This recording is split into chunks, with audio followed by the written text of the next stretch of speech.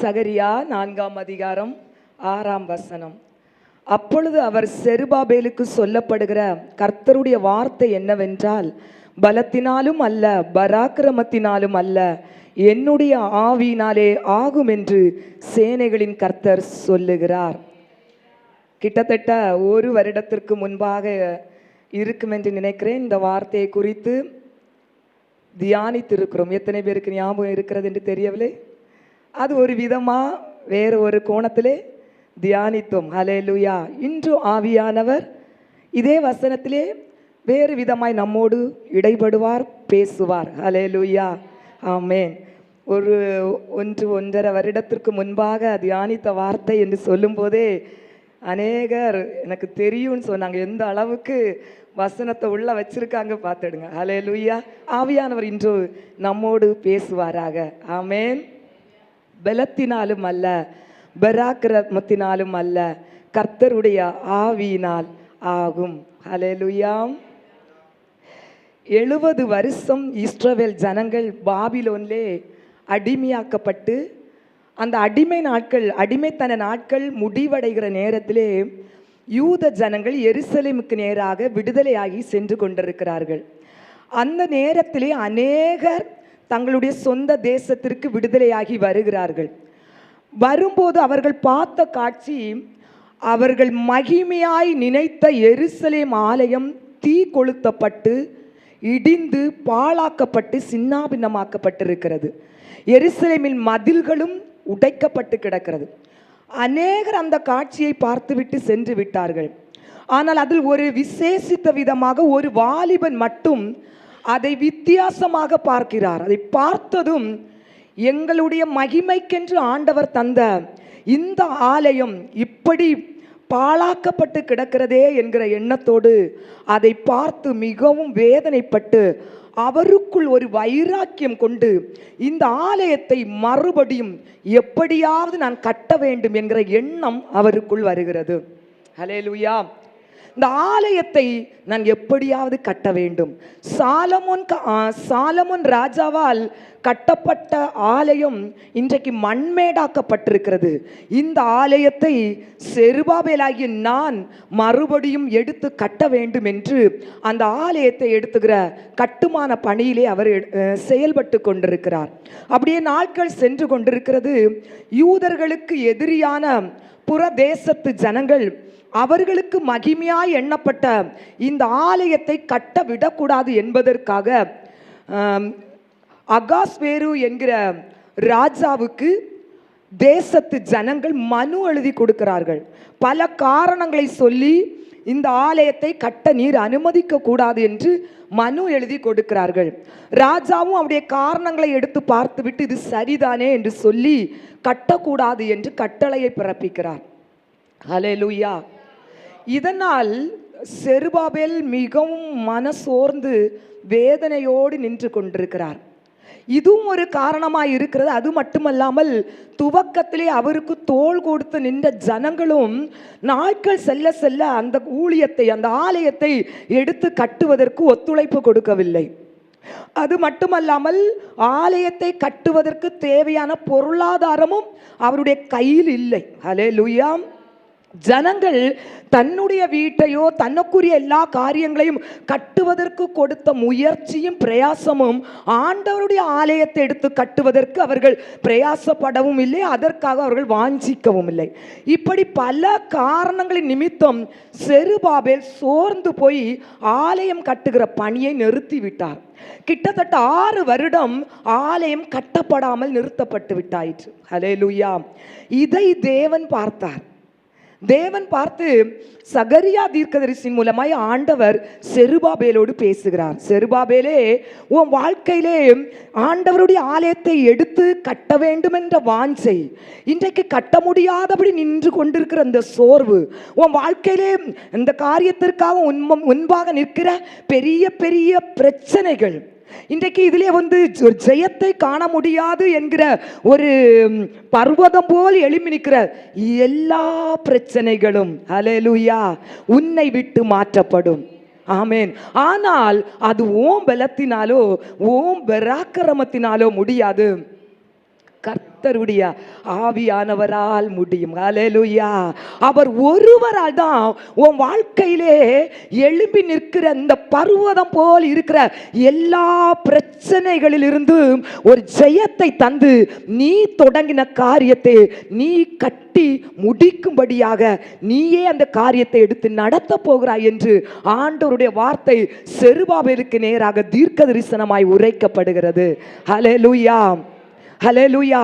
இந்த வார்த்தையை செருபாபேல் கேட்ட பிறகு செருபாபேலே, கர்த்தருடைய ஆவியானவர் உன்னோடு இருந்து நீ இன்னைக்கு நிறுத்தி வைத்திருக்கிற இந்த காரியங்கள் எல்லாம் எடுத்து செயல்படுத்தி ஒரு ஜெயத்தை தருவார். ஏனென்றால் அந்த ஆவியானவர் செயல்படுத்துகிற ஆவியானவர், அவர் செயல்படுகிற ஆவியானவர். அவர் இல்லாமையாய் இருக்கிற காரியங்களை இருக்கிறவைகளாய் நிறைய பண்ணுகிற ஒரு ஆவியானவர். அவர் அதிசயமானவர், அவர் அற்புதமானவர். அவரால் செய்ய முடியாத காரியம் ஒன்றுமே இல்லை. ஹல்லேலூயா. அவர் சிருஷ்டிப்பிலே அவர் வல்லமை உள்ளவராய் இருக்கிறபடியால் இன்றைக்கு சோர்ந்து போய் முடிந்தது என்று இருக்கிற உன்னை கொண்டு ஆவியானவர் பலத்த காரியங்களை செய்ய போகிறார். ஹல்லேலூயா. நம்முடைய ஆவியானவர் செயல்படுத்துகிற ஆவியானவர். ஹல்லேலூயா. அவருக்கு செயல்படணும். அவருக்கு ஒன்றுமில்லாத இடத்திலும் அநேக காரியங்களை உருவாக்க வேண்டும் என்கிற ஒரு வல்லமை உள்ளவர் தான் பரிசுத்த ஆவியானவர். அதற்காக அவர் என்ன பண்ணுகிறார்னா காத்து கொண்டிருக்கிறார். ஹல்லேலூயா. ஆதியாகமம் 1:2 நீங்க பார்த்தீங்கன்னு சொன்னா, பூமியானது ஒழுங்கின்மையும் வெறுமையுமாய் இருந்தது, தேவ ஆவியானவர் ஜலத்தின் மேல், சொல்லுங்களாம், தேவ ஆவியானவர் ஜலத்தின் மேல் அசைவாடி கொண்டிருந்தார். பூமியானது வெறுமையும், ஆமென், பிகினர் பிள்ளைங்கள்ட்ட கேட்டா சொல்லுவாங்க, பூமியானது ஒழுங்கின்மையும், ஆமென், வெறுமையாயிருந்த பூமி. அங்க ஆவியானவர் ஜலத்தின் மேல் அசைவாடி கொண்டிருக்கிறார். ஹல்லேலூயா.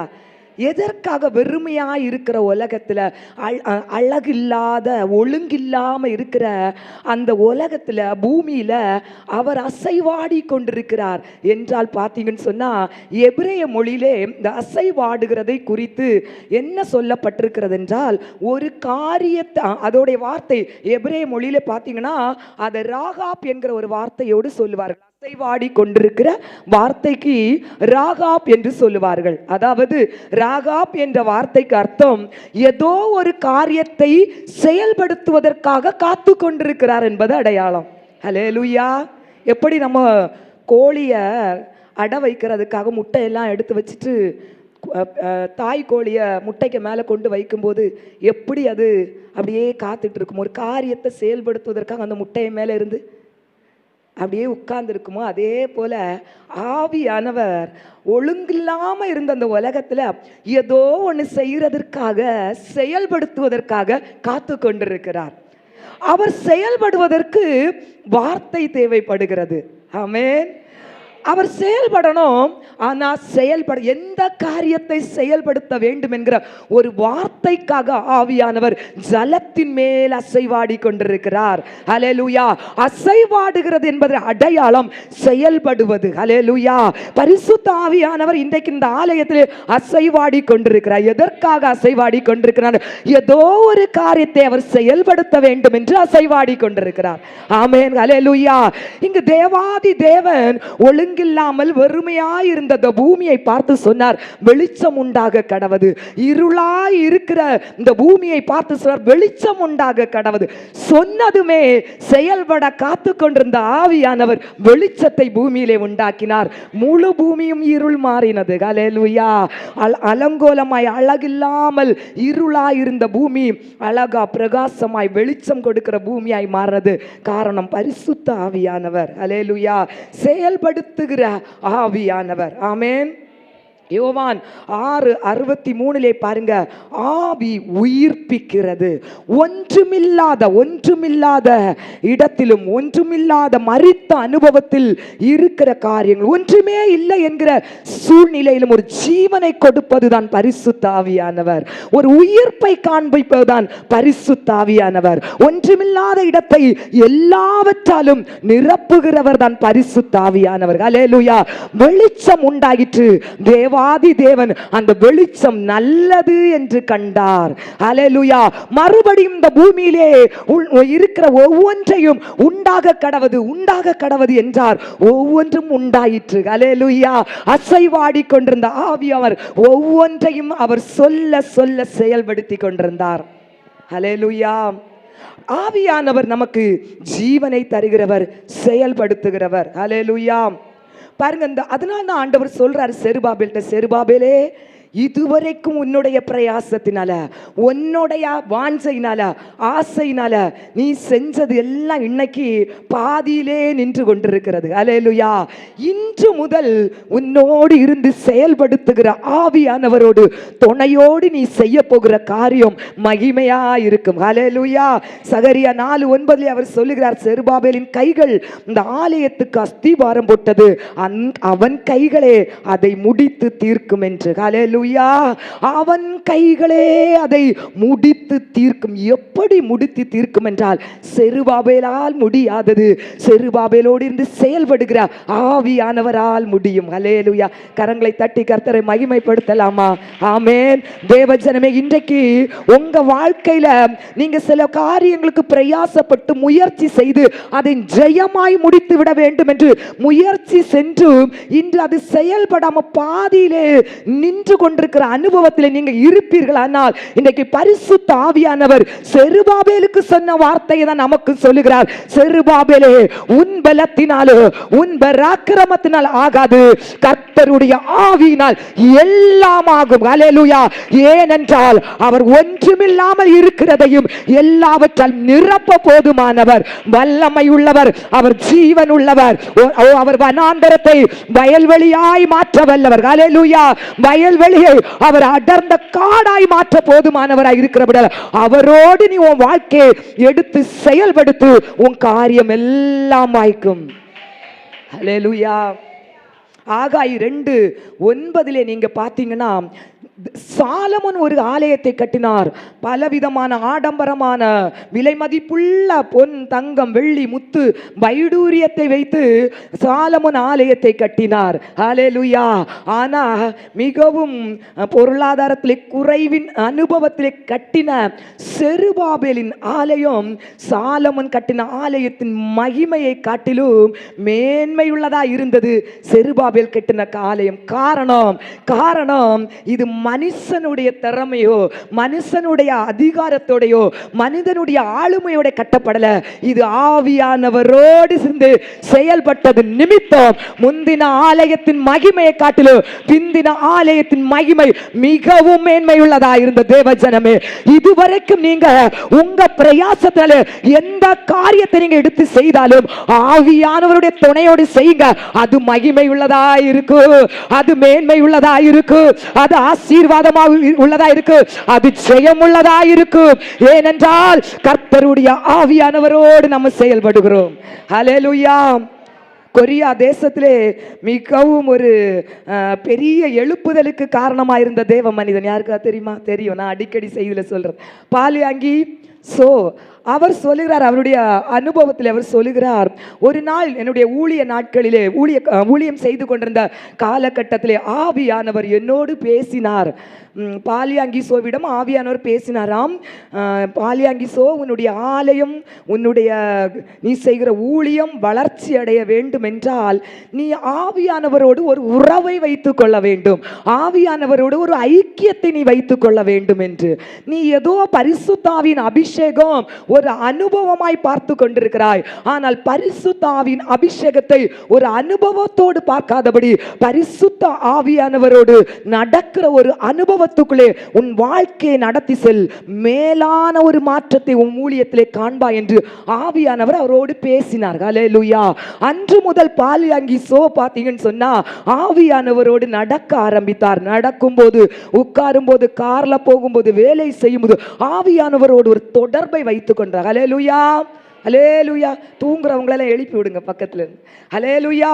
ஆவியானவரோடு ஒரு உறவை வைத்துக் கொண்டிருந்தார். அவரோடு பேசி கொண்டிருந்தார். ஒவ்வொரு நாளும் காலையில எழும்பும் போது பார்த்தீங்கன்னு சொன்னா ஆவியானவரே உமக்கு ஸ்தோத்திரம், இந்த நாளை எனக்கு தந்ததற்காக நன்றி, இந்த நாளிலும் நான் செய்கிற எல்லா காரியத்திலும் என்னோடு நீங்க வாங்க. ஹல்லேலூயா. எனக்கு முன்பாக நின்று நான் செய்கிற காரியங்கள் எல்லாம் நீங்க செயல்படுத்துங்க. என்னை நீங்க பயன்படுத்துகிற ஒரு பாத்திரமாய் மாற்றுங்க. என்ன நான் உங்ககிட்ட தரேன், என் கூட நீங்க வாங்க என்று சொல்லி காலையில எழும்புனதும் ஆவியானவரோடு பேசுவாராம். ஆவியானவரை தன்னுடைய வாழ்க்கையில செயல்படுத்த ஆரம்பித்தார். ஹல்லேலூயா. இரவு தூங்கும் போது சொல்லுவாராம், ஆவியானவரே இன்றைக்கு நீர் என்னோடு வந்து அநேக காரியங்களை செஞ்சீங்க. இன்றைக்கு இந்த நாள் எனக்கு ரொம்ப ஆச்சரியமான நாளா இருந்து, ஆசீர்வாதமான நாளா இருந்து உமக்கு நன்றி என்று சொல்லி ஹல்லேலூயா ஒவ்வொரு நிமிடமும் ஆவியானவரோடு பேச ஆரம்பித்தார். தேவ ஜனமே, ஹல்லேலூயா. ஒவ்வொருவருக்கும் பரிசுத்த ஆவியின் அபிஷேகத்தை தேவன் தந்திருக்கிறார். அந்த ஆவியானவரை நம்ம வாஞ்சிக்கணும். ஹல்லேலூயா. நம்ம வாஞ்சித்தாதான் அந்த அபிஷேகத்தை நம்ம பெற்றுக்கொள்ள முடியும். ஹல்லேலூயா. இது என்ன கேட்கிற மெசேஜ் தான், யாரும் தூங்காதுங்க. ஹல்லேலூயா. அந்த அபிஷேகத்தை நம்ம பெற்றுக்கொள்ளும் போதுதான், ஆவியானவரோடு நம்ம செயல்படும் போதுதான் அநேக காரியங்களை நம்ம ஜெயமாய், நம்ம நல்ல வெற்றியுள்ள காரியமாய் முடித்து நம்ம வாழ்க்கையில ஜெயம் பெற முடியும். ஹல்லேலூயா. அப்போ பாருங்க, அப்ப அந்த ஆவியானவர் பாருங்க நமக்குள்ளே வந்து வாசம் பண்ண வேண்டும் என்று விரும்புகிறார். ஹல்லேலூயா. நமக்குள்ளே வந்து நம்மளோடு இருந்து செயல்பட வேண்டும் என்று ஆவியானவர் விரும்புகிறார். ஹல்லேலூயா. பாருங்க, நம்ம கூட வந்து அவர் வாசம் பண்ணணும்னு சொன்னா நம்முடைய இருதயத்தை திறந்து கொடுக்கணும். ஹல்லேலூயா. அவர் நம்மை எப்படி பார்க்கிறார் என்றால், நம் ஒவ்வொருவரையும் அவர் தங்குகிற ஆலயமாய் பார்க்கிறார். அவர் நம்முடைய ஒவ்வொருடைய இருதயமும் பரிசுத்த ஆவியானவர் தங்குகிற ஆலயம். ஹல்லேலூயா. அப்ப இந்த ஆலயத்துக்குள்ள அவர் வந்து தங்கணும்னா நம்முடைய இருதயத்தை திறந்து கொடுத்தா மட்டும்தான் உள்ள வருவார். எப்படி திறக்கணும்னா நமக்கு ஒரு வாஞ்சை இருக்கணும். ஆவியானவர் எனக்குள் வந்திருந்து செயல்படணும். ஹல்லேலூயா. என்னுடைய ஒவ்வொரு காரியத்தையும் ஆவியானவரோடு சேர்ந்து நான் செயல்படணும் உள்ள ஒரு வாஞ்சை நமக்கு இருந்தாதான் ஆவியானவர் நமக்குள்ள வந்து தங்குவார். ஹல்லேலூயா. ஒருத்தவங்க ரொம்ப தண்ணி தாகமா இருக்கிறாங்க பாருங்க. தண்ணி தாகமா இருக்கிறவங்களுக்கு ஒரு டம்ளர்ல நம்ம தண்ணி கொண்டு கொடுக்கும்போது எவ்வளவு வாஞ்சியா வாங்கி குடிப்பாங்க. தாகமே இல்லாதவங்கள்ட்ட கொண்டு கொடுக்கும்போது அவங்களுடைய அந்த எப்படி இருக்கும், அவங்களுடைய ஒரு இருதயத்தில் ஒரு என்ன இருக்கும், அதில் வை இப்போ எனக்கு தேவையில்லை. ஹல்லேலூயா. ஆவியானவர் யாரோட வந்து வாசம் பண்ணுவார் தெரியுமா? தாகம் உள்ளவர்கள்ட்ட தான் வந்து வாசம் பண்ணுவார். நீங்கள் உங்கள் இருதய வாசலை திறந்து கொடுக்கணும். எப்படி திறந்து கொடுக்கணும்னு தெரியுமா? வேலைக்காரன் எஜமானுடைய முகத்தை பார்த்து கொண்டிருக்கிறது போல, வேலைக்காரி தன்னுடைய எஜமாட்டியை பார்த்து கொண்டிருக்கிறது போல. ஹல்லேலூயா. அவருடைய பரிசுத்த ஆவியின் அபிஷேகத்திற்கு தாகத்தோடு அவருடைய முகத்தை நம்ம நோக்கி பார்க்கிற அனுபவம் உள்ளவர்களாக இருக்கும் போதுதான் ஆவியானவர் நமக்குள்ள தங்குவாரு. நமக்குள்ள தங்குனாதான் அவரோடு சேர்ந்து நாம் செயல்பட முடியும். ஹல்லேலூயா. ஆமென். ஹல்லேலூயா. அப்ப பாருங்க, அந்த ஆவியானவர் நமக்குள்ள வந்து தங்கணும்னு சொன்ன தாகம் நமக்கு இருக்கணும். ஆமென். இப்ப பாருங்க, இப்ப எனக்கு 2 பசங்க இருக்கிறாங்க, 2 ஆம்பளை பிள்ளைங்க இருக்கிறாங்க இல்லையா? எனக்கு 2 பிள்ளைங்க இருக்கிறாங்க. 2 பிள்ளைங்களும் வித்தியாசம் உண்டு. மூத்தவனுக்கு பார்த்தீங்கன்னா டீனா ரொம்ப பிடிக்கும். அது சின்னவனுக்கு டீ பிடிக்காது. சாப்பிட்டு ஒரு 3:30க்கெல்லாம் மூத்தவன் சொல்லுவான், அம்மா டீ கொடு, அம்மா டீ கொடுங்க அம்மான்னு சொல்லி கேட்பான். ஹல்லேலூயா. அப்போ எனக்கு அவனுக்காக டீ போட்டு கொடுக்கறதுக்கு ஒரு வாஞ்சை இருக்கும். அப்போ நான் டீ போடும்போது சின்னவனை நினைக்கவே மாட்டேன். ஏன்னா அவனுக்கு டீ விருப்பம் இல்லை, இவனுக்கு டீ வேணும், எப்பவும் டீ வேணும். அப்போ டீ போட்டது முதல் நான் யாருக்கு கொண்டு கொடுப்பேன்? ஆசைப்பட்டவன் என் மூத்த மகனுக்கு தான் கொண்டு கொடுப்பேன். ஹல்லேலூயா. ஆவியானவர் உங்களுக்குள்ள வந்து செயல்படணும்னா நமக்குள்ள ஒரு வாஞ்சை வேணும். ஹல்லேலூயா. ஆசை இல்லாதவங்களுக்கு நம்மளே கொடுக்க மாட்டோம். ஹல்லேலூயா. அப்ப அந்த ஒரு வாஞ்சை நமக்குள்ள இருந்தா மட்டும்தான் ஆவியானவர் நம்ம பெற்றுக்கொள்ள முடியும். ஆவியானவர் நமக்குள்ள இருந்து செயல்பட ஆரம்பிப்பார். ஹல்லேலூயா. பாலியாங்கிசோ பாருங்க, இப்படி ஒவ்வொரு காரியத்தையும் அவரோடு இருந்து செயல்பட ஆரம்பித்தார். ஒவ்வொரு காரியத்துக்கு எங்க போனாலும் சொல்வார், ஆவியானவரே இன்றைக்கு இந்த ஊழியத்துக்கு நான் போக போறேன், நீங்களும் என் கூட வாங்க, நம்ம சேர்ந்து இந்த ஊழியத்தை செய்வோம். ஹல்லேலூயா. அவர் சொல்றாரு, அவருடைய ஊழிய அனுபவத்தில் சொல்றாரு, நான் ஒரு பிரசங்கத்தை தயார் பண்ணும் போதும் ஆவியானவர் என்னோடு இருந்து செயல்படுவதை நான் உணர்வேன். ஒரு பிரசங்கத்தை பிரசங்கிக்கும் போதும் ஆவியானவர் என்னோடு இருந்து செயல்படுவதை நான் உணர்வேன். சில நேரங்களில் ஜனங்கள் என்னிடம் வந்து சில ஆலோசனைகளை கேட்க வரும்போதும் ஆவியானவர் எனக்கு அவர்களுக்கேற்ற ஆலோசனை கொடுப்பதை எனக்குள் இருந்து அவர் எனக்கு கற்றுத்தருவதை நான் உணர்ந்திருக்கிறேன். ஹல்லேலூயா. ஒரு சில இடங்களுக்கு போக வேண்டும் என்றால் அந்த இடத்துக்கு போ என்று அவர் என்னோடு சொல்லுவதை நான் உணர்ந்திருக்கிறேன். போக வேண்டாம் என்று அவர் விரும்பினால் அதை எனக்கு சொல்லுவதை நான் உணர்ந்திருக்கிறேன் என்று. ஹல்லேலூயா. அதனால் தான் என்னுடைய ஊழியத்தில் இவ்வளவு ஒரு மேன்மையான ஆசீர்வாதத்தை நான் பார்க்க முடிந்தது என்று. ஹல்லேலூயா. அருமையான தேவனுடைய ஜனமே, உங்களுடைய வாழ்க்கையிலே இதுவரைக்கும் நீங்க ஆவியானவருக்கு ஒரு இடம் கொடுக்காமல் இருந்திருந்தால், ஏதோ சபையில வந்து நம்ம ஆராதிக்கிறோம், துதிக்கிறோம், ஆவியானோட பலத்தோடு நிரப்பப்படுகிறோம், அதோடு ஆவியானவரை நம்ம வந்து அனுபவிக்கிறத விட்டுட்டு நடக்கும்போது, நம்ம போகும்போது, எந்த காரியத்துக்கும் ஆவியானவருக்கு இடம் கொடுக்கும்போது, ஆவியானவரோடு செயல்படும் போது நம்முடைய வீட்டிலேயும் ஒரு மாற்றத்தை நான் பார்க்க முடியும். ஹல்லேலூயா. நம்ம பாருங்க, அதிசயங்களையும் அற்புதங்களையும் நம்முடைய கூடாரத்திலையும் நாம் பார்க்க முடியும். ஹல்லேலூயா. அதுதான் ஆவியானவர் இன்றைக்கு நமக்கு தருகிற ஒரு மேலான ஆலோசனை. எந்த காரியத்தை செய்தாலும் ஆவியானவருக்கு நீங்க ஒரு முதலிடம் கொடுத்து செயல்படுத்த ஆரம்பிங்க, ஒரு அற்புதம் உங்க கூடாரத்தில் நடைபெறும், ஒரு மாற்றத்தை நீங்க காண்பீங்க. ஹல்லேலூயா. இயேசு கிறிஸ்துவுக்குள் இருந்த ஆவியானவர் தான் நமக்குள்ளும் இருக்கிறார். ஹல்லேலூயா. அவர் எவ்வளவு அற்புதங்களை செய்தார், எத்தனை பேருக்கு நன்மை செய்தார், எத்தனை அதிசயங்களை அவர் செய்தார். அதே ஆவியானவரை நாம் செயல்படுத்த ஆரம்பிக்கும் போது நமக்குள் இருந்து நம்முடைய கூடாரத்திலே, நம்முடைய பிள்ளைகளுடைய வாழ்க்கையிலும் அதே ஆவியானவர் பலத்த காரியங்களை செய்ய போதுமானவர். ஹல்லேலூயா. ஹல்லேலூயா. பாருங்க, உங்களுக்குள்ள ஆவியானவர் செயல்பட ஆரம்பித்தார்னா ஜனங்கள் உங்களை தேடி வருவார்கள். இந்த தேசத்திலே மதிக்கத்தக்க பெரிய பெரிய தலைவர்கள், ராஜாக்களும் உன்னிடத்தில் கடந்து வருவார்கள் என்று வேதம் சொல்லுகிறது. யாரிடம்? படித்தவர்களிடம் வர்றதில்லை, அபிஷேகத்தினால் ஆவியானவரினால் செயல்படுகிற ஒவ்வொருத்தரையும் தேடி ராஜாக்களும் வருவார்கள். ஹல்லேலூயா. யோவான் ஸ்நானகன் வனாந்தரத்தில் நிற்கிறாரு. ஒன்னும் இல்ல, பெரிய ஆஸ்தி இல்ல, அந்தஸ்து இல்ல, படிப்பு இல்ல, ஒன்னும் இல்ல. பெரிய பெரிய மத தலைவர்கள் வனாந்தரத்தை தேடி ஓடுகிறாங்க. காரணம், அவருக்குள் இருந்து ஆவியானவர் செயல்பட்டது நிமித்தம். ஹல்லேலூயா. அருமையான தேவனுடைய ஜனமே, நம்முடைய வாழ்க்கையில் ஆவியானவர் செயல்படுத்த ஆரம்பிக்கும் போது இயற்கைக்கு அப்பாற்பட்ட காரியங்களையும் அந்த ஆவியானவர் நம்மை கொண்டு செய்ய போதுமானவர். ஹல்லேலூயா. அவர் வல்லமை உள்ளவர். ஆமென். அவர் ஜீவன் உள்ளவர். ஹல்லேலூயா. இந்த வேதத்திலே பார்த்தீங்கன்னு சொன்னா ஆவியானவர் ஒரு சிலருடைய வாழ்க்கையிலே பலத்த காரியங்களை செய்தார். அதில் 2 பேருடைய வாழ்க்கை அனுபவங்களை மட்டும் எடுத்து நாம் தியானித்து நாம் இந்த ஜெபத்துக்கு நேராக கடந்து செல்ல. முதலாவது எசேக்கியேல் 37 அதிகாரம். எசேக்கியேல் 37 அதிகாரத்தை நீங்க எடுத்து பார்த்தீங்கன்னா பாருங்க, தீர்க்கதரிசி எசேக்கியேல் அவரை ஒரு நாள் ஆண்டவர் பள்ளத்தாக்கிலே அழைத்து கொண்டு போய் நிப்பாட்டி வைத்திருக்கிறார்.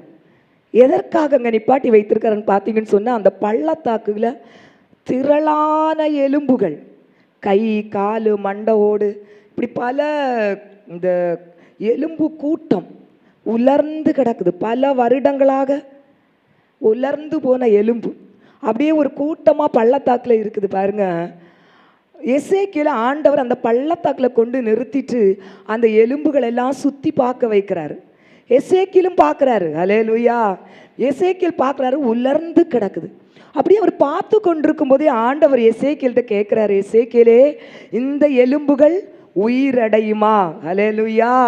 இந்த எலும்புகள் உயிரடையுமா? இந்த கேள்வி ஆண்டவர் ஏன் கேட்கிறாரு?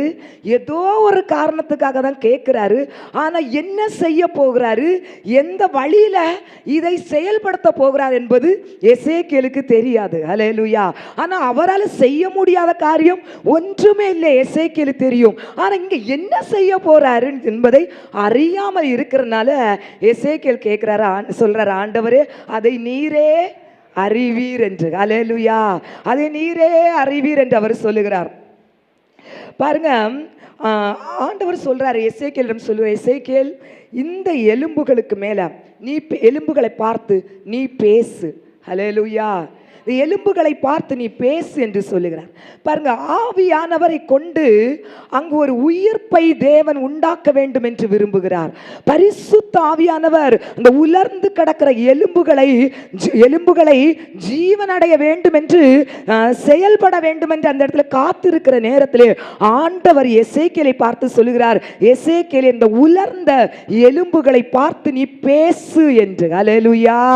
அந்த உலர்ந்த எலும்புகளை பார்த்து எசேக்கியேல் பேசுகிறார். அந்த 37ஆம் அதிகாரத்தை நீங்க படித்து பார்த்தால் தெரியும், எசேக்கியேல் பேசுகிறார். பேசினதும் பார்த்தீங்கன்னா அங்காங்கே கடந்த எந்த எலும்பு எது கூட இணைஞ்சிருக்கு, எது கூட உள்ளது எதுவுமே தெரியாது. ஆனா அந்தந்த எலும்புக்கு கூட உள்ள அதே எலும்புகள் கடன் வந்து சேருது அவர் பேசினதுமே. ஹல்லேலூயா. ஆவியானவர் அங்கே ஒரு செயல்படுகிறார், இணைப்பை கொடுக்கிறார். ஹல்லேலூயா. அடுத்ததாக ஆண்டவர் சொல்றார், மறுபடியும் சேர்ந்திருக்கிற அந்த எலும்புகளை பார்த்து நீ பேசு என்று அவர் மறுபடியும் எசேக்கியேல் பேசுகிறார். ஹல்லேலூயா. பேசும்போது பார்த்தீங்கன்னா அந்த எலும்புகளுக்குள்ளாலே தசைகள் உண்டாகிறது, நரம்புகள் உண்டாகிறது, தோலினால் மூடப்பட்டிருக்கிறது. ஹல்லேலூயா. ஆவியானவர் அங்கு செயல்பட்டு கொண்டிருக்கிறார். ஹல்லேலூயா. அடுத்ததாக ஆண்டவர் சொல்றாரு, நீ ஆவியை பார்த்து மறுபடியும் பேசு என்று. ஆமென். எசேக்கியேல் மறுபடியும் ஆவியை பார்த்து பேசுகிறார். அந்தந்த எலும்புகளுக்குள்ளால உள்ள ஆவி அந்தந்த சரீரத்தில் வந்து நுழைஞ்சது. ஹல்லேலூயா. நுழைந்ததும் எல்லாமே ஒரு ஜீவன் பெற்றது. ஜீவன் பெற்று பார்த்தீங்கன்னா வசனம் சொல்லுது, அது ஒரு சேனையாய் எழும்பி நின்றது. ஹல்லேலூயா. இந்த வேத வசனத்திலே நீங்க பார்த்தீங்கன்னு சொன்னா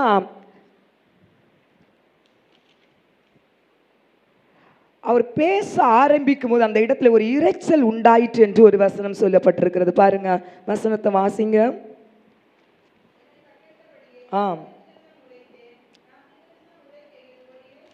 ஒரு இரைச்சல் உண்டாயிற்று. ஹல்லேலூயா. மறுபடியும் அவர் பேசும்போது ஒரு அசைவு உண்டாயிற்று. ஒவ்வொரு எலும்புகளும் ஹல்லேலூயா தன் தன் எலும்புகளோடு சேர்ந்து கொண்டு தசையோடு நரம்போடு தோலோடு ஜீவன் பெற்று ஒரு பெரிய சேனையாய் அந்த பள்ளத்தாக்கிலே எழும்பி நின்றது. ஹல்லேலூயா. ஹல்லேலூயா. அங்க வசனம் சொல்லுகிறது பாருங்க, ஒரு இரைச்சல் உண்டாயிற்று. அதுதான் ஆவியானவருடைய வல்லமை. ஹல்லேலூயா. ஆவியானுடைய செயல்பாடு அங்கு நடக்கும் போது ஒரு இரைச்சல் உண்டாகி கொண்டிருக்கிறது. இந்த வசனத்தை கேட்கிற தேவ ஜனமே, உங்க வாழ்க்கையிலும் பாருங்க, ஆவியானவர் செயல்படும் போது ஒரு விசேஷித்த காரியங்களை, விசேஷித்த ஒரு அனுபவங்களை உணரும்படியாக கர்த்தர் உங்களுக்கு கிருபை செய்வார். உங்க வாழ்க்கையில உலர்ந்திருக்கிற அனுபவங்கள், உங்க சரீரம் ஒருவேளை உலர்ந்து இருக்கலாம். ஹல்லேலூயா. உங்க கூடாரத்திலே பாத்தீங்கன்னா சில ஆசீர்வாதங்கள் உலர்ந்த அனுபவத்தில் இருக்கலாம். எந்த அனுபவமா இருந்தாலும் அந்த இடத்துல ஆவியானவர் செயல்படும் போது ஒரு அடையாளத்தை உங்களுக்கு காண்பிப்பார். ஹல்லேலூயா. உங்க வாழ்க்கையிலே கர்த்தர் ஒரு வல்லமை அவர் வெளிப்படுத்தும் போது பாத்தீங்கன்னு சொன்னா ஒரு ஜெயத்தை, ஒரு வெற்றியை நீங்க காண முடியும். ஹல்லேலூயா. என்னுடைய பிள்ளைகளுடைய வாழ்க்கை உலர்ந்த அனுபவம், என்னுடைய கூடாரத்திலே ஒரு சமாதானம் இல்ல, என் நம்பிக்கை எல்லாம் இழந்த அனுபவம் என்று நீங்க வந்திருப்பீங்க என்றால் ஆவியானவர் அங்கு ஒரு ஜீவனை உண்டாக்க போதுமானவர்.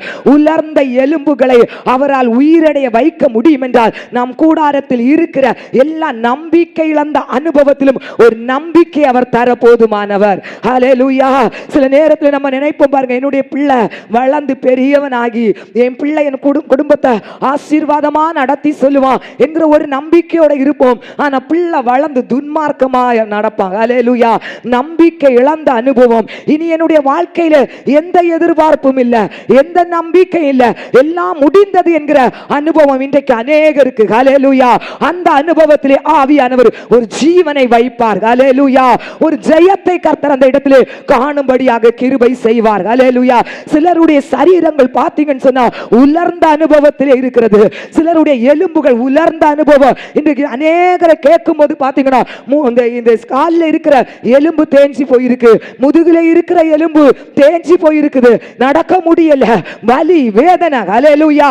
இப்படிப்பட்ட ஒரு பாடு உலர்ந்த அனுபவம். பல டாக்டரை தேடி போறோம், பல மருத்துவர்களை தேடி மருந்தனைகளை வாங்கி போடுறோம். எப்படியாவது கால் ஊன்றி நிக்கணும், எப்படியாவது வேதனை மாறணும், எப்படியாவது வலி மாறணும், என் சரீரத்தில் இருக்கிற உலர்ந்த அனுபவங்கள் என் வாழ்க்கை விட்டு மாறணும் என்று பல பிரயாசங்களை படுகிறோம். ஹல்லேலூயா. சிலரெல்லாம் பார்த்தீங்கன்னா டாக்டர்ஸ் தேடி ஆபரேஷன் பண்ணுறாங்க, ஆனா அதிலும் ஒரு ஜெயம் இல்லை. ஹல்லேலூயா. காலூன்றி நிற்க முடியாத நிலைமை, உலர்ந்த அனுபவம் தேவ ஜனமே. ஹல்லேலூயா. என் தேவாதி தேவனுடைய ஆவியானவர் நமக்குள்ளே வல்லமையாய் இறங்குவார் என்றால் எந்தெந்த அனுபவத்திலே ஒரு உலர்ந்த ஒரு வாழ்க்கை அனுபவத்தை நாம் சகித்துக் கொண்டு சொந்தப்படுத்திக் கொண்டிருக்கிறோமோ அந்த இடத்திலே அவர் ஒரு ஜீவனை தர போதுமானவர். ஹல்லேலூயா. என் பிள்ளைகளுக்காக நான் அநேக பணங்களை நான் சேர்த்து வைத்து எதிர்கால வாழ்க்கை நல்லா இருக்கும் என்கிற எதிர்பார்ப்போடு நான் அநேக காரியங்களை பிரயாசப்பட்டு சேர்த்து வைத்தேன். ஆனால் இன்னைக்கு மருத்துவமனைக்கு நான் வீணாய் மொத்த காசுகளை செலவு பண்ணி கொண்டிருக்கிறேன். வாழ்க்கை உலர்ந்த அனுபவம். ஹல்லேலூயா. பிள்ளை நல்லா இருப்பான் என்று அநேக காசுகளை செலவு பண்ணி திருமணம் பண்ணி வைத்தேன், ஆனா வாழ்க்கை அங்கு ஏமாற்றம். ஹல்லேலூயா. இப்படிப்பட்ட அனுபவத்திலே உலர்ந்த அனுபவத்திலே வந்திருக்கிற வாழ்க்கையிலே தான் ஆவியானவர் செயல்படுவேன் என்கிறார். ஹல்லேலூயா. இந்த இடத்துல வசனம் பாருங்க, 37:13, இதோ என் ஜனங்களே, நான் உங்கள் பிரேத குழிகளை திறந்து உங்கள் பிரேத குழியிலிருந்து வெளிப்பட பண்ணும்போது நான் கர்த்தர் என்று நீங்கள் அறிந்து கொள்வீர்கள். ஹல்லேலூயா. என் ஆவியை உங்களுக்குள்ளே வைப்பேன், நீங்கள் உயிரடைவீர்கள். ஹல்லேலூயா. ஹல்லேலூயா. ஆண்டவருடைய ஆவியை நமக்குள்ளே வைக்கும்போது நமக்கு உலர்ந்த அனுபவங்கள், மரித்த அனுபவங்கள், நம்பிக்கை இல்லாத சூழ்நிலைகள், ஹல்லேலூயா, அப்படிப்பட்ட அனுபவங்களே கர்த்தர் உயிரடைய வைப்பேன் என்கிறார். நீங்க வாக்குத்தத்தத்தை விசுவாசிக்கிறீங்களா? ஹல்லேலூயா. இதோ என் ஜனங்களே, நான் உங்களை உங்கள் பிரேத குழிகளை திறந்து உங்கள் பிரேத குழிகளிலிருந்து வெளிப்பட பண்ணும்போது நான் கர்த்தர் என்று நீங்கள் அறிந்து கொள்வீர்கள்.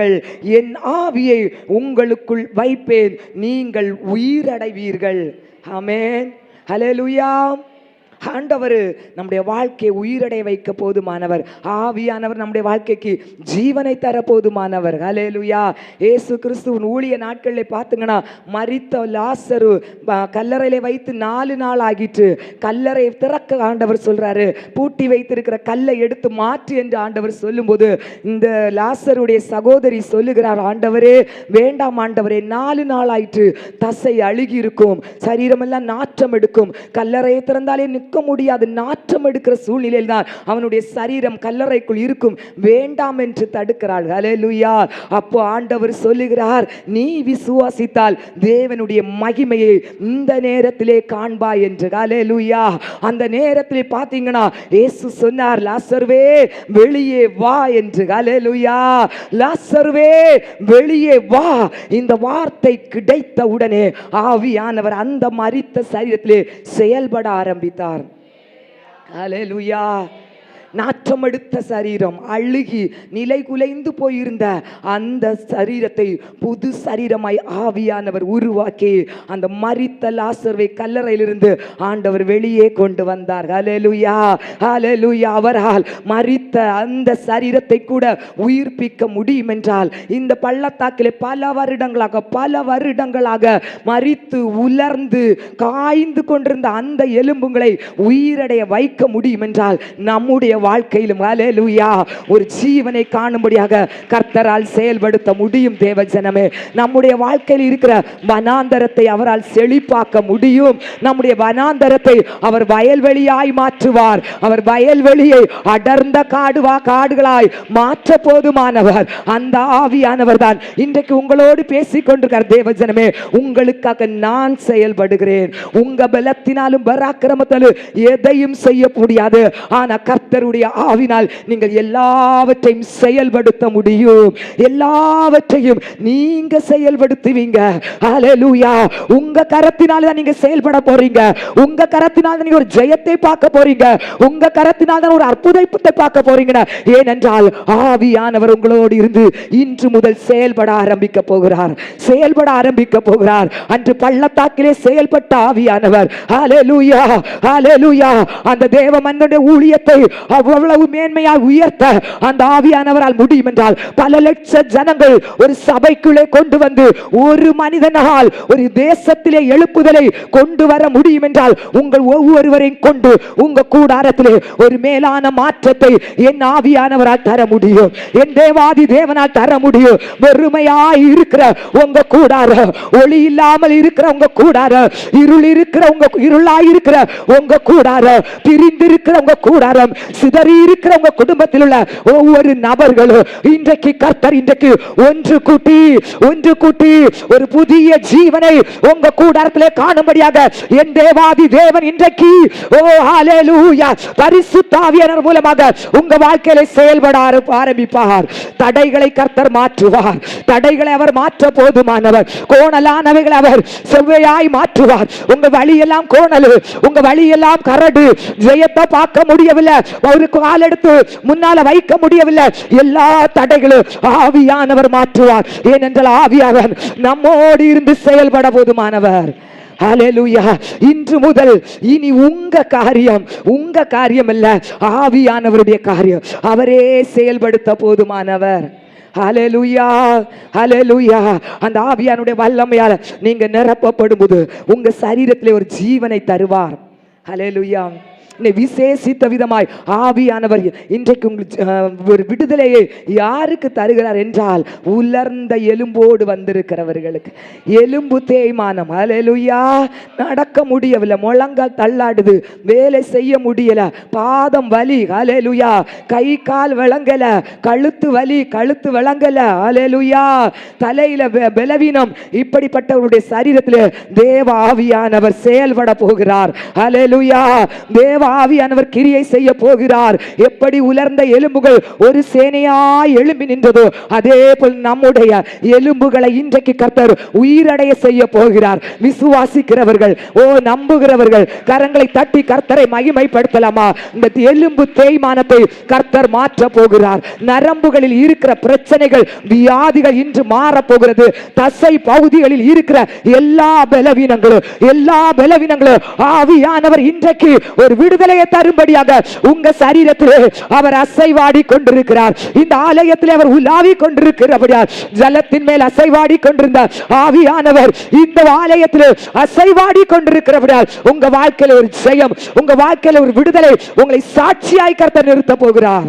என் தேவாதி தேவனால் தேய்மானமான எலும்புகளையும் ஜீவனுள்ள எலும்பாய் மாற்ற முடியும். ஹல்லேலூயா. அவர் உங்க எலும்புகளில் செயல்பட ஆரம்பிக்கும் போது ஒரு மாற்றத்தை நீங்க காண்பீர்கள். ஹல்லேலூயா. அடுத்ததாக பார்த்தீங்கன்னா ஒரே ஒரு மனிதருடைய வாழ்க்கையை மட்டும் நாம் எடுத்து பார்த்துவிட்டு நாம் ஜெபிக்கலாம். கிதியோன் என்கிற ஒரு தேவ மனிதன் மிகவும் பயந்தவனாய் இருந்தான்.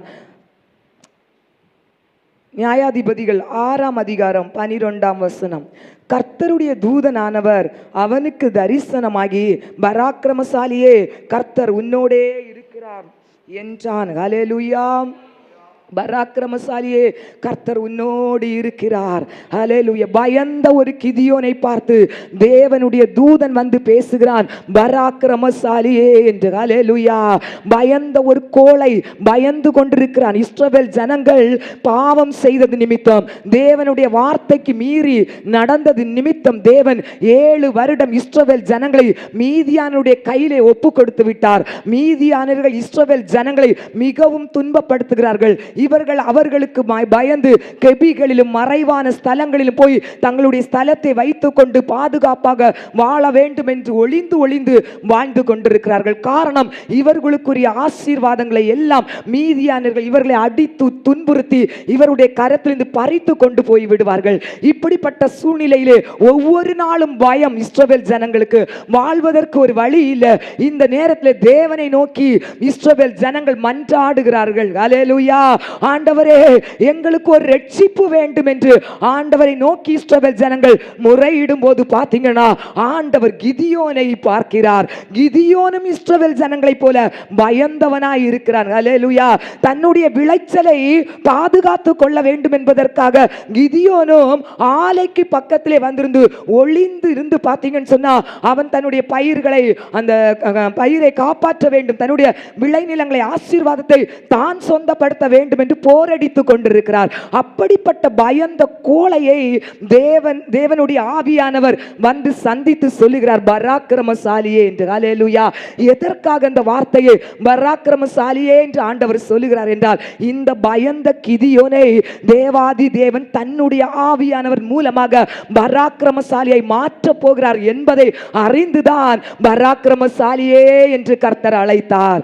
அல்லேலூயா. பயந்தவனை பராக்கிரமசாலியாய் ஆக்குறது தான் நம்முடைய ஆவியானவர். அல்லேலூயா. ஒன்றுக்கும் இயலாதவர்களை தான் வல்லமை உள்ளவர்களாய் மாற்றுகிறவர் தான் நம்முடைய ஆவியானவர். அல்லேலூயா. நம் தேவாதி தேவன் எவரையும் பலப்படுத்த முடியும், எவரையும் மேன்மைப்படுத்த முடியும். அல்லேலூயா. அவர் இந்த கிதியோனை பார்த்து சொல்கிறார், பராக்கிரமசாலி என்று. நீதான் இந்த இஸ்ரவேல் ஜனங்களை ரட்சிப்பிலே வழி நடத்த போகிறாய் என்று.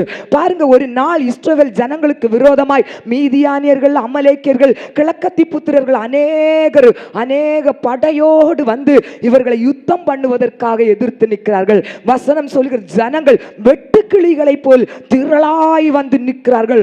ஒட்டகங்களுக்கு அளவே இல்லை, எண்ணில் அடங்காத ஒட்டகங்கள். அல்லேலூயா. கடற்கரை மணலை போல எதிரிகள் சூழ்ந்து கொண்ட சூழ்நிலையிலே ஆண்டவர் கிதியோனிடம் சொல்கிறார், கிதியோனே, ஒரே ஒரு மனிதனை நீ எதிர்த்து ஜெயம் கொள்ளுவியோ அதே போல அத்தனை அந்த சேனைகளையும் படைகளையும் எதிர்த்து நீ இஸ்ரவேல் ஜனங்களுக்கு ஜெயத்தை காண்பித்து கொடுக்க போகிறாய் என்று ஆண்டவர் இந்த கிதியோனை அழைக்கிறார். கிதியோனுக்கு பயம்.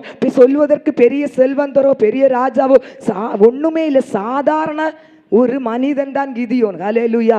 எப்படி ஆகும்? ஆண்டவர் அங்கு இந்த கிதியோனை கொண்டு அல்லேலூயா கர்த்தருடைய ஆவியினால் எல்லாம் ஆகும் என்பதை காண்பித்து கொடுத்தார். வசனம் சொல்லுகிறது பாருங்க, கர்த்தருடைய ஆவியானவர் கிதியோனின் மேல் இறங்கினார். அல்லேலூயா. கர்த்தருடைய ஆவியானவர் கிதியோனின் மேல் இறங்கும் போது இறங்கின பிறகு இவர் பாருங்க, பயந்த இந்த கிதியோன் அத்தனை எதிரிகளையும் எதிர்ப்பதற்கு செல்கிறார். போகும்போது பார்த்தீங்கன்னா கையில கொண்டு போன ஆயுதம் சாதாரண ஆயுதம். முதலாவது ஆண்டவர் சொல்றாரு, உன் கூட இருக்கிற ஜனங்கள், கிதியோனிடம் கிட்டத்தட்ட 30,000 ஜனங்கள் இருக்கிறாங்க போர் செய்கிறதற்கு. ஆண்டவர் சொல்லுகிறார், இந்த 30,000 பேர் வைத்து நான் உனக்கு ரட்சிப்பை தருவதில்லை. இந்த 30,000 பேர் எனக்கு தேவையில்லை, இவங்களை ஆட்களை கம்மி பண்ணு. யாரெல்லாம் யுத்தத்துக்கு வர விருப்பம் இல்லாமல் இருக்கிறார்களோ அவர்களெல்லாம் வீட்டுக்கு அனுப்பிடு. 20,000 பேர் பயந்து யுத்தம் பண்ணுவதற்கு முடியாம பயந்து போயிட்டாங்க. ஏன்னா வந்திருக்கிற சேனை பயங்கரமான சேனை, யுத்தம் பண்ணா தோல்விதான். அதனால நம்ம ஜீவனை காப்பாத்திடலாம், இதுதான் வாய்ப்புன்னு சொல்லிட்டு எல்லாரும் அவரொரு வீட்டுக்கு ஓடிட்டாங்க. 20,000 பேர். மீதி 10,000 பேர் கிதியோனோடு நிற்கிறாங்க. அல்லேலூயா. 10,000 பேர் கிதியோனை கூட நாங்க யுத்தம் பண்ண வர நிற்கிறாங்க. ஆண்டவர் சொல்றார், கிதியோனே, இந்த 10,000 பேரை வச்சு நான் உனக்கு ரட்சிப்பு தருவதில்லை, இன்னும் ஆள குறை. அல்லேலூயா.